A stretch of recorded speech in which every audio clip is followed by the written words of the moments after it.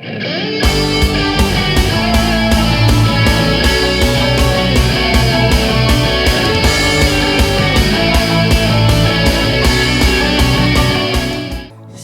Bapak Ibu sekalian.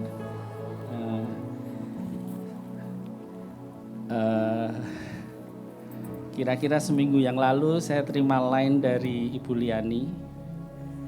Dan percayalah Bapak Ibu, kagetnya seperti mendengar Rusia menyerang Ukraina.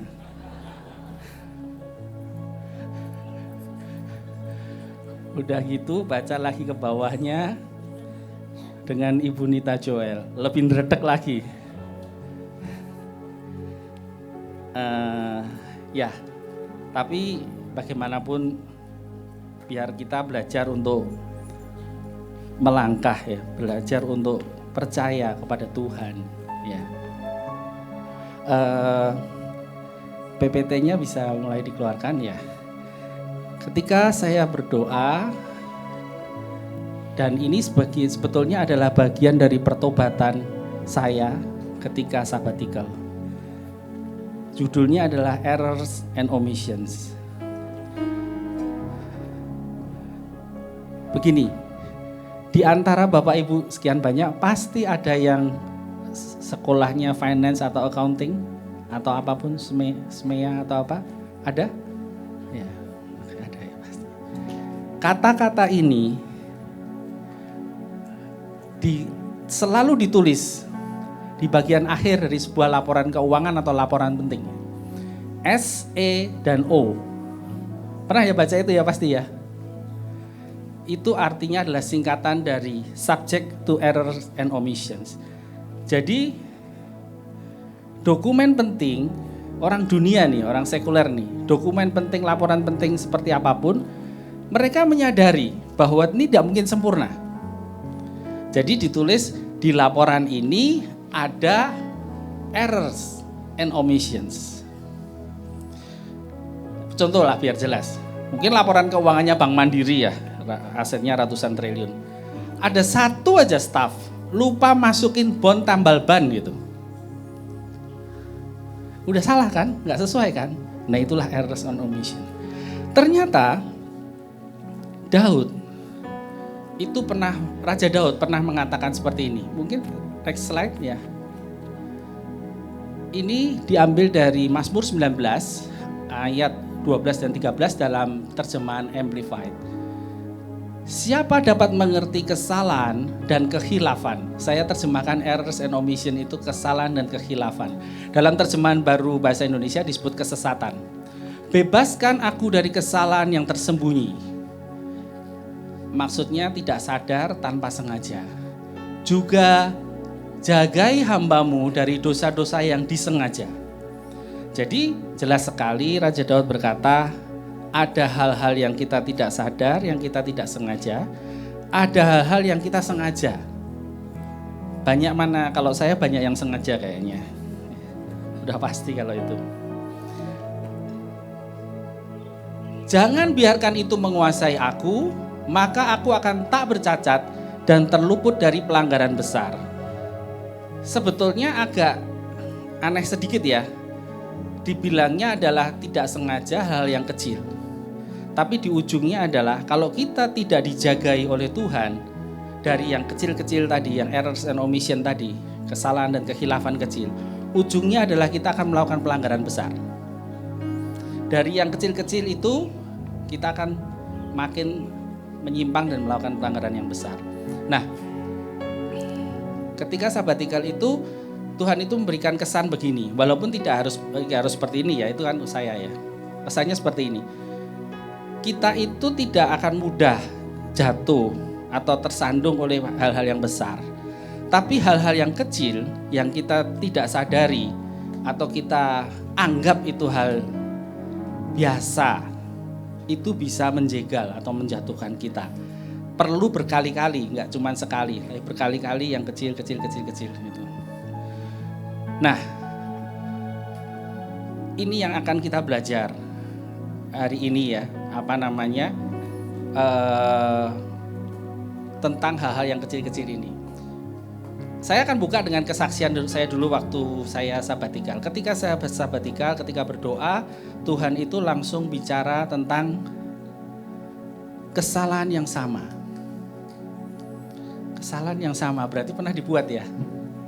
Pernah dibuat ya, kesalahan yang sama, diulang.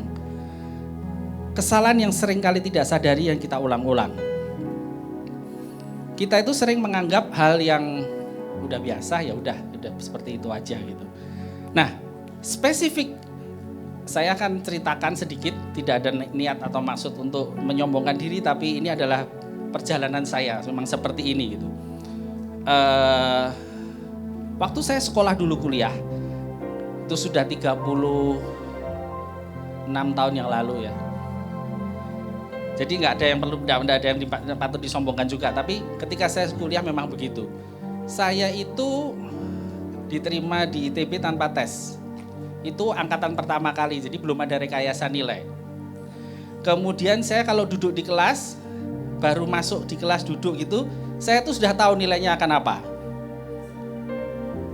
Ya karena begitu, karena Tuhan kasih gitu. Jadi mengerti gitu. Oh ini saya bisa, ini saya nggak bisa. Akibatnya apa? Akibatnya ya jelas tidak mengandalkan Tuhan. Kan bisa kan? Jadi yang ini saya deh Tuhan, ini saya bisa. Kalau yang sulit-sulit ya nanti kita doa gitu. Nah,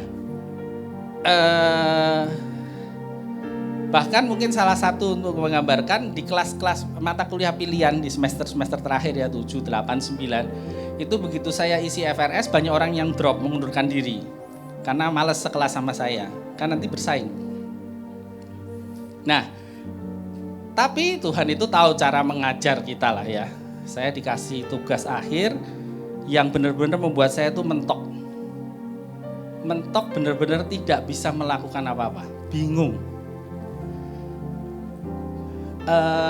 Tugas akhir itu kan 2 semester ya di ITB. 1 tahun berarti.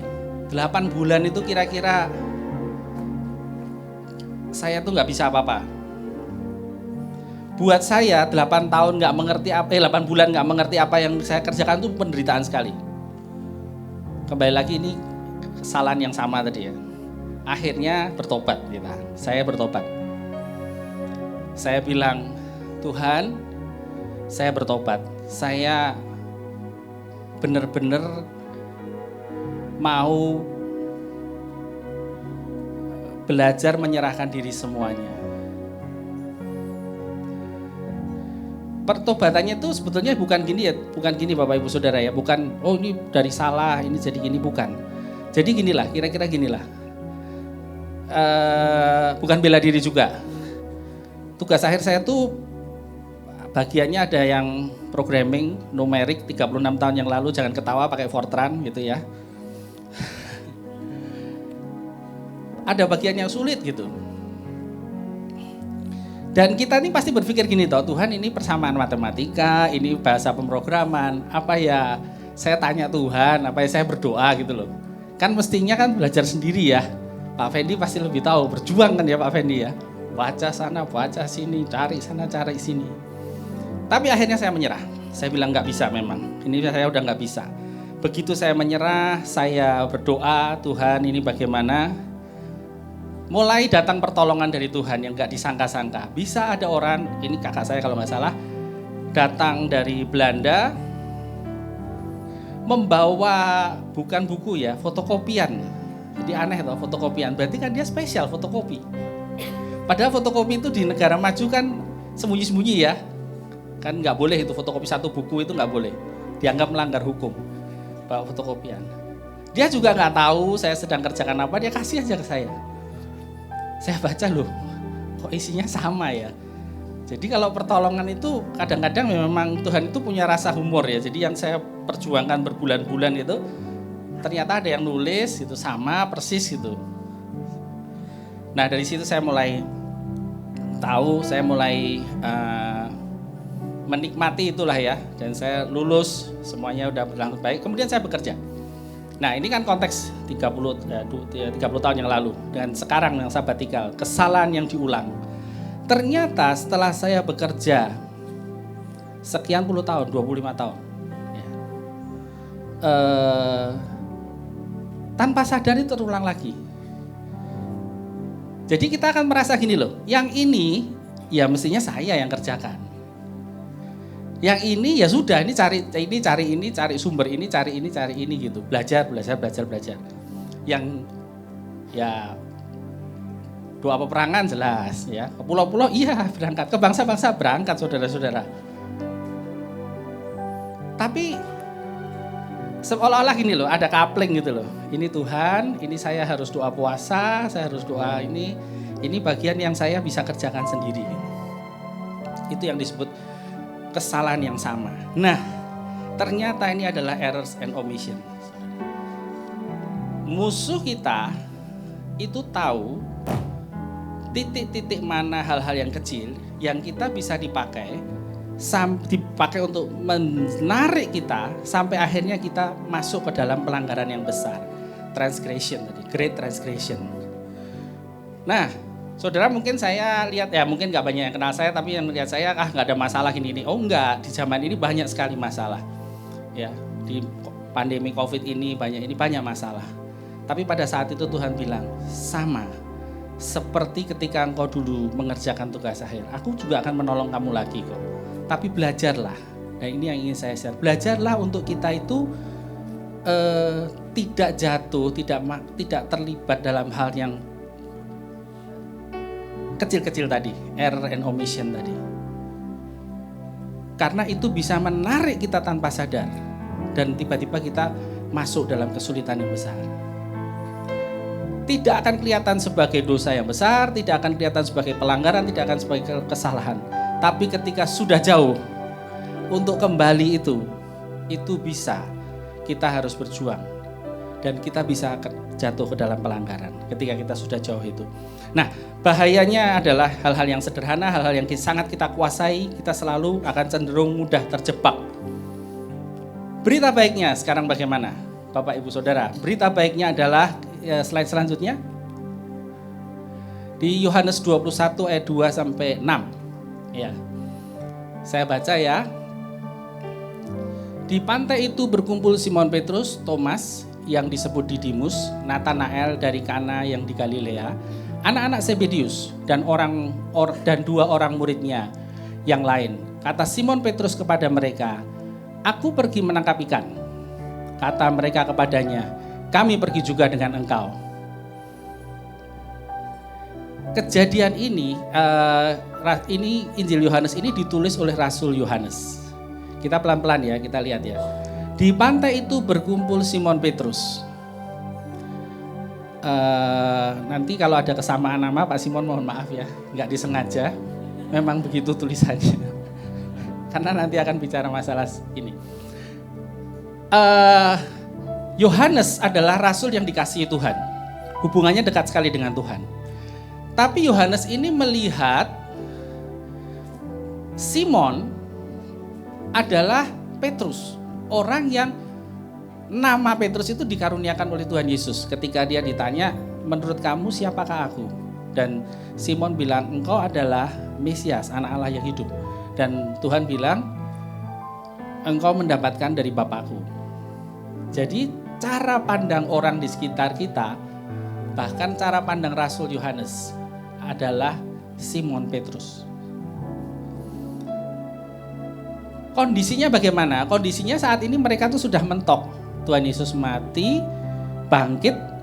Memang ini ketiga kalinya, tapi mereka belum yakin gitu. Kebangkitan Tuhan, kuasa kebangkitannya mereka belum yakin semuanya. Dan Petrus bilang, "Aku pergi menangkap ikan. Aku akan melakukan apa yang aku ahli.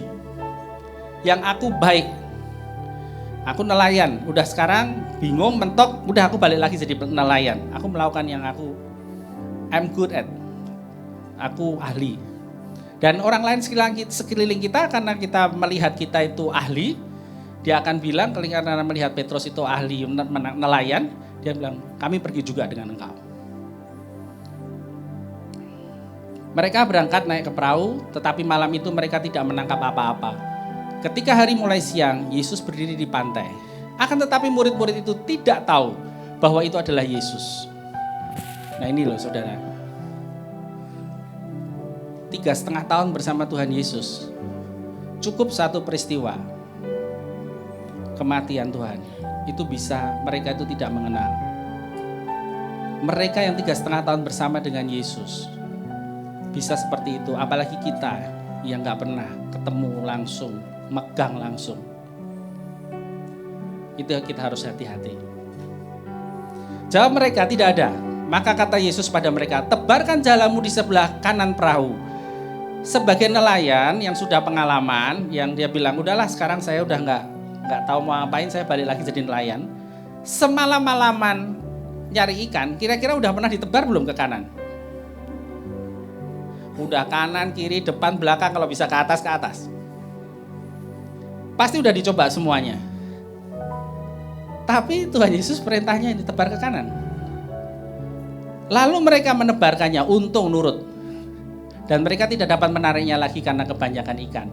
Ini sebetulnya Tuhan bilang bahwa ini adalah di masa ini ketika kita mentok, ketika saya mentok dengan banyak masalah.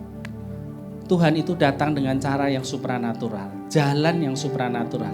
Jalan yang mungkin sudah pernah saya coba. Nebar ke kanan pasti sudah pernah saya coba. Orang saya semalaman kok. Tapi beda antara nebar ke kanan yang saya coba dengan Tuhan bilang tebar ke kanan. Nah ini dia. Kalau kita masih banyak errors and omissions-nya tadi, tebar ke kanan, kita akan jawab Tuhan. Coba diingat-ingat. Sudah 5 kali ke kanan, ke kiri baru 4 kali. Ya kan? Tapi itulah yang kita harus terima dan harus lakukan. Tuhan akan melakukan yang supranatural dalam hidup kita. Jalan-jalannya adalah jalan-jalan yang kita tidak pernah pikirkan. Mungkin jalan itu sudah pernah kita coba dan gagal. Tapi jangan pernah tidak percaya ketika dia mengatakan. Yang pernah gagal pun buat dia nggak ada masalah. Selanjutnya.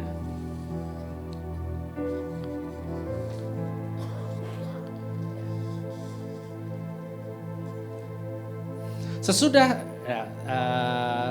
sebentar, sebelum ini ada nggak ya? Oke, ya udah, slide selanjutnya. Tapi ini kayaknya ada lompat ya. Ada bagian yang tidak saya tulis. Begitu tebar ke kanan dan nggak bisa tarik karena banyak ikan. Yang pertama kali mengenali adalah Rasul Yohanes. Itu Tuhan. Petrus itu gak kenal loh. Yang lain juga gak kenal. Rasul Yohanes lihat, itu Tuhan. Begitu tahu itu Tuhan, dikatakan, nanti dibaca ya ayatnya, sebelum dikatakan adalah Petrus langsung pakai baju nyebur ke laut. Dia ini orang sanguin. Begitu tahu, Tuhan. Dia gak pakai baju satu, pakai baju dia nyebur ke laut. Dia berenang, kira-kira jaraknya 100 yard, 90 meter. Berenang. Mendatangi Tuhan. Yang lainnya, yang tahu bahkan lihat dari jauh itu Tuhan, masih naik perahu. Nah itulah kita. Kita tahu nih kadang-kadang. Tapi ya itu karakter lah ya. Jadi itu karakter, masalah karakter. Yang kembali lagi bisa jadi errors and omission buat kita. Buat orang yang melankolis, banyak mikir, banyak pertimbangan itu. Udah tahu tuh Tuhan, ya coba sambil lihatlah kapalnya didayung ke sana gitu. Tapi buat orang sanguin Petrus, dia nggak nunggu-nunggu lagi. Dia bahkan nggak lihat, tapi Rasul Yohanes bilang itu Tuhan. Dia langsung nyebur, dia datangi. Oke, sekarang kita baca ayatnya ya. Nah, sesudah sarapan, Yesus berkata kepada Simon Petrus. Nah, sekali lagi, ini kan aneh ya. Kepada Simon Petrus, Simon anak Yohanes, apakah engkau mengasihi aku? Kalau saya nulis buku nih ya, saya nulis buku.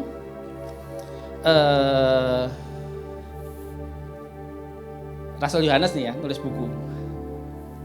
Ketika saya tulis, saya memandang orang itu ya, misalnya siapa gitu, Ayah Stilava. Saya tulis Simon Petrus, atau Pak Simon aja, saya tulis Simon Petrus ya.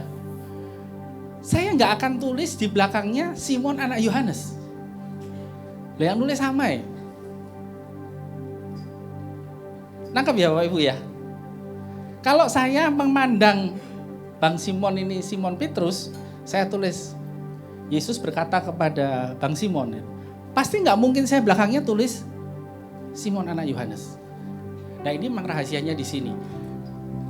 Apakah engkau mengasihi aku lebih daripada mereka ini? Jawab Petrus kepadanya, benar Tuhan, engkau tahu bahwa aku mengasihi engkau. Kata Yesus kepadanya, gembalakanlah domba-dombaku. Kita nggak usah baca semuanya, ini diulang 3 kali. Diulang 3 kali. Nah memang bahasa Indonesia itu kan terjemahannya sedikit ya, jadi kita mencari kata believe dan trust saja dalam bahasa Indonesia itu sulit gitu. Mari kita lihat sekarang adalah terjemahan, next slide-nya mungkin ya, yang dalam bahasa Inggris dari Amplified Bible. Simon anak Yohanes, apakah engkau mengasihi aku lebih dari yang lain? Dalam kurung ya, dengan penuh komitmen dan pengabdian, with full commitment and devotion. Memang di catatannya di kitab Amplified ini itu adalah agape. Saya cenderung untuk menggunakan terjemahannya bahasa Inggrisnya aja supaya lebih enak gitu ya. Jadi Tuhan itu nanya, Simon anak Yohanes, apakah engkau mengasihi aku dengan komitmen penuh dan pengabdian? Gembalakan domba-dombaku. Komitmen penuh itu artinya apa? Ya komitmen itu ginilah Bapak Ibu ini. Bapak Ibu janji nih, saya jual barang ini harganya 100, ada 1000 unit. Ya saham lah misalnya gitu. Rugi, tetap kita kirim kalau kita komitmen, tetap kita deliver. Loh Tuhan itu transaksi sama kita apa enggak rugi terus sih? Adanya rugi melulu, kita yang untung adanya. Tapi Tuhan itu komitmen, tahu rugi, jelas, sebelumnya juga udah tahu. Tapi dia tetap lakukan, dia full komitmen. Devotion itu pengabdian. Pengabdian adalah dia nggak nuntut, dia mengabdi. Dia nggak bilang dulu, kamu harus begini, enggak. Dia mengabdi.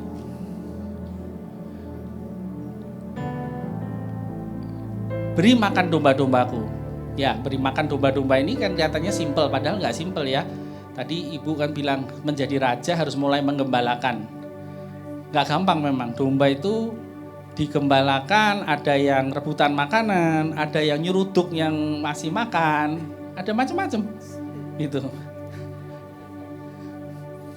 Kalau di kita ya banyak lah gitu, tapi artinya itulah beri makan domba-dombaku. Nah, singkat cerita ya supaya cepat. Pada kata yang ketiga, next slide. Pada kata yang ketiga, dia berkata kepada, itu enggak saya terjemahkan. Pada kali yang ketiga, dia berkata, Simon anak Yohanes, apakah engkau mengasihi aku dengan kasih yang personal, kasih sayang, affection, sebagai teman dekat. Ini di dalam catatannya disebut filia, sebagai teman dekat. Oh ya, boleh mundur slide-nya satu? Slide-nya satu mundur. Nah, jawab Simon adalah yang di pertama ya, jawab Simon adalah dia menjawab kepada Tuhan, ya Tuhan, engkau tahu bahwa aku mengasihimu dengan kasih yang dalam, seperti seorang teman dekat, as a close friend, personal affection as a close friend. Jadi beda ya, kalau Tuhan nanya pertama kali adalah apakah kamu akan mengasihi aku dengan komitmen dan pengabdian. Simon ini jujur, dia bilang, Tuhan aku mengasihi engkau dengan kasih personal dan sebagai seorang teman dekat. Diulang 2 kali, pada kali yang ketiganya, next slide, Tuhan rubah kata-katanya. Simon anak Yohanes, apakah engkau mengasihi aku dengan kasih sayang yang personal sebagai seorang teman dekat? Di saat itulah Petrus sedih karena dia baru sadar ya. Jadi Tuhan itu harus menurunkan standarnya. Sama dengan saya, sama dengan kita. Tuhan bilang, aku tuh harus turunkan standar. Itu berita baiknya, bahwa Tuhan akan turunkan standar. Dengan error and omissions kita, Tuhan itu akan turunkan standar. Karena kalau standarnya dijaga terus di standarnya Tuhan, kita nggak bisa. Gak ketemu. Yang satu mintanya devotion, full commitment and devotion. Yang satu bilangnya mampunya adalah close friend. Close friend apa? Ya close friend kalau rugi ya tahu sampai tahu deh, kan gua udah rugi banyak. Tahu ya beda ya. Kalau sebagai close friend kan gini nih. Janji nih saya kirim barang ini 100 atau 10.000 unit. Harga naik. Ya kamu kan teman saya. Tambahin dong. Cincai ya. Ya, bahasanya cincai, tepat sekali. Tuhan itu nggak begitu. Tuhan nggak, kalau kita sih maunya cincai, tapi pas nggak, artinya gini ya, kebalik gitu. Kalau Tuhan komitmen dia kasih. Pada kali yang ketiga, Tuhan turunkan standarnya karena kita. Dan lihat nih, Tuhan ternyata panggil Simon bin Yohanes. Yohanes menyebut Simon Petrus. Karena gini, bagi Tuhan, dia tuh tahu kedalaman hati saya, keraguan saya, kengeyelan saya barangkali, semuanya. Jadi dia akan panggil saya dengan nama seperti keadaan saya. Sementara orang lain, gak usah jauh-jauh, istri saya mungkin manggil saya dengan nama seperti apa yang dia lihat. Simon Petrus, orang yang pernah berjalan di atas air, orang yang pernah dipuji Tuhan, sesungguhnya engkau mendapatkan ini dari Bapa di surga. Tapi kalau Tuhan Yesus tahu dalamnya kita, ya kamu masih ragu-ragu, kamu masih seperti apa, dia tahu. Ada dua hal, dia tahu kedalaman kita dan dia turunkan standar. Nah, dari kita harus bagaimana sekarang? Next slide-nya. Oke, itu yang Roma 9 ayat 20-nya nanti dibaca belakangan aja. Atau boleh sekarang ya. Roma 9 ayat 20, siapakah kamu hai manusia, maka kamu membantah Tuhan. Dapatkah yang dibentuk berkata kepada yang membentuknya, mengapa engkau membentuk aku demikian? Nah ini kan kita itu dikatakan di kitab Alkitab, kita itu adalah tanah liat, Tuhan itu penjunan, tapi kita itu membantah Tuhan.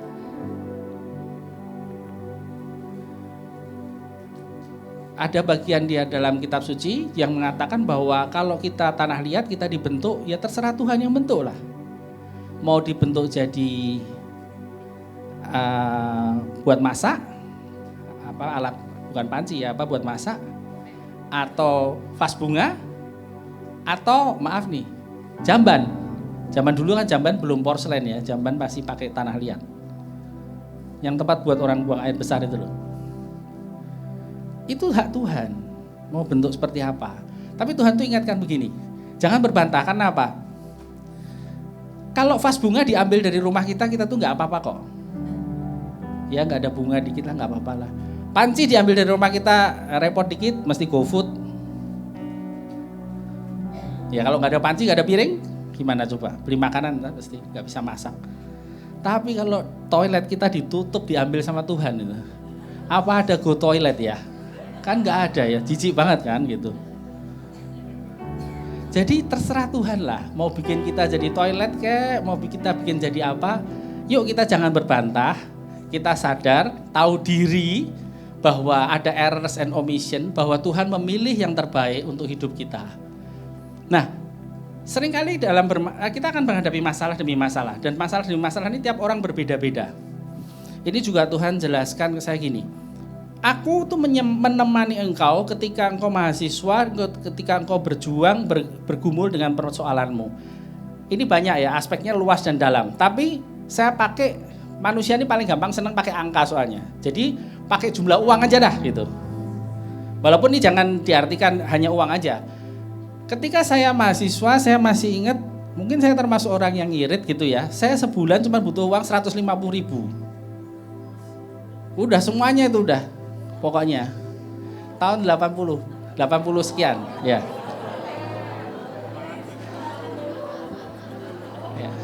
Tapi saya orang yang ngirit sih. 150.000 itu lebih dari cukup. Dengan 150.000 saya mungkin sudah merasa orang terkaya nomor 2 di Bandung gitu. Bisa apapun juga, bisa melakukan apa yang saya inginkan gitu. Tapi sekarang saya harus menghadapi masalah yang mungkin jumlahnya ribuan kali lebih besar dari itu, harus menyelesaikan ini itu. Tuhan bilang aku tetap sama menyertai.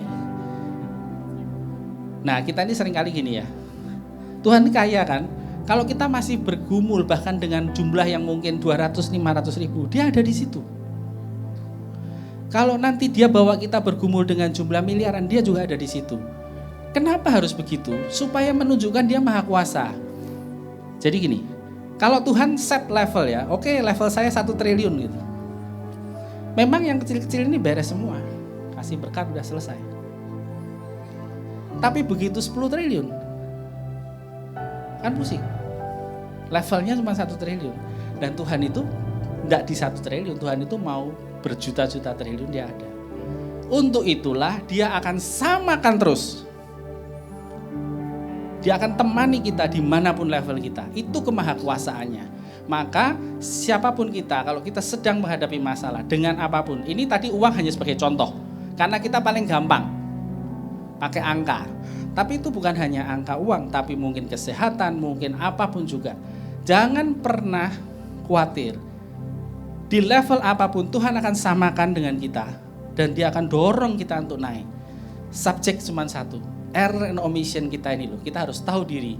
Itu harus kita serahkan ke Tuhan. Biarkan dia yang menyelesaikan. Apakah sudah selesai? Buat saya belum. Loh, dibilang masih jatuh kesalahan yang sama kok. Tapi mau untuk melakukan. Dan kita punya Tuhan Roh Kudus yang akan selalu memimpin kita untuk menyelesaikan apa yang harus kita selesaikan, menyelesaikan apa yang Tuhan berikan dalam hidup kita. Jadi Bapak Ibu, saudara sekalian, intinya adalah yang Tuhan ketika saya doakan adalah intinya kita itu harus sadar di dalam diri kita ada hal kecil yang kita tidak tahu dan kita tidak sadari, dan itu bisa membahayakan kita. Mari kita benar-benar hati-hati. Setiap langkah biar Tuhan yang memimpin. Tebarkan jalamu ke kanan. Loh Tuhan, saya sudah ke kanan. Udah 5 kali Tuhan. Tapi beda ketika 5 kali kita kerjakan dan 1 kali Tuhan bicara. Itu beda. Itu yang namanya supranatural. Tuhan itu akan selalu dengan murah hati turun ke standar kita untuk membawa kita naik. Untuk itulah jangan bandingkan kita dengan orang lain, dengan saudara-saudara kita. Gak akan ada selesainya, gak akan ada solusinya. Karena apa? Karena Tuhan menemani kita di standar itu. Dan dia akan bawa kita, dia akan angkat kita dan jamin kita berjalan dalam perjalanan yang supranatural. Dan gembalakanlah domba-dombaku. Bukankah kita juga ditugasi untuk mengembalakan provinsi demi provinsi? Itu gak mudah Bapak Ibu. Ada masalah di waktu, ada masalah di reaksi orang, ada masalah dana, ada masalah, banyak sekali masalah. Tapi adakah kita akan tetap menunggu